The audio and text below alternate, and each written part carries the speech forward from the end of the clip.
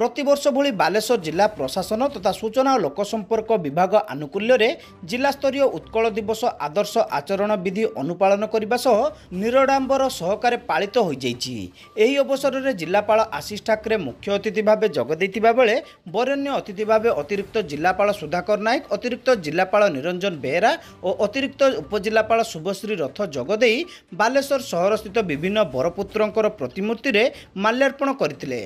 परे जिलापाल सम्मिलनी कक्ष सद्भावना सभागृह रे जिलार समस्त वरिष्ठ अधिकारी, शिक्षाविद, बुद्धिजीवी प्रमुख कार्यक्रम रे जोगदे दिवस पालनर तात्पर्य संपर्क में आलोचना करथिले। अतिथि माने 88 वर्ष तले स्वाधीन पूर्व भारत वर्ष रे भाषाभित्तिक एक सुरक्षा गठन पई बड़ संग्राम रे आम महान बरपुत्र मानकर किबळी संघर्ष करी आमको एही स्वतंत्र उत्कल प्रदेश बा ओडिशा राज्य उपहार देइतिले से विषय रे आलोकपात करथिले।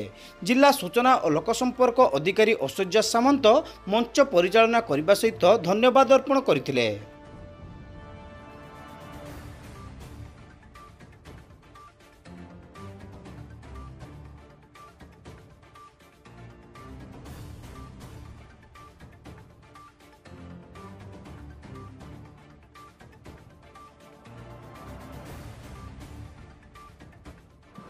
आपण माने जानिछंती जहा सार अतिरिक्त जिलापाल महोदय किसी समय पूर्व कहते सारा भारत वर्ष में भाषा भित्तिक प्रदेश गठन होबारे प्रथम राज्य होची ओडिशा।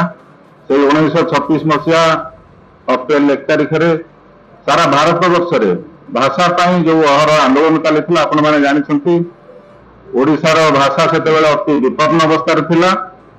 समस्तंकर जो युद्ध जो उत्सर्गीकृत संग्राम चलीथिला सेथिरे अग्रगण्य थिले आम जिलार प्रतिष्ठा पुरुष प्राण पुरुष स्वर्गत फकीरमोहन सेनापति। आमे तांको व्यासकवि कहूँ कारण ओडिया भाषा जदि आज बंची थाए ओडिशा रे तेबे सबुठु मुख्य भूमिका रही स्वर्गत फकीरमोहन सेनापति।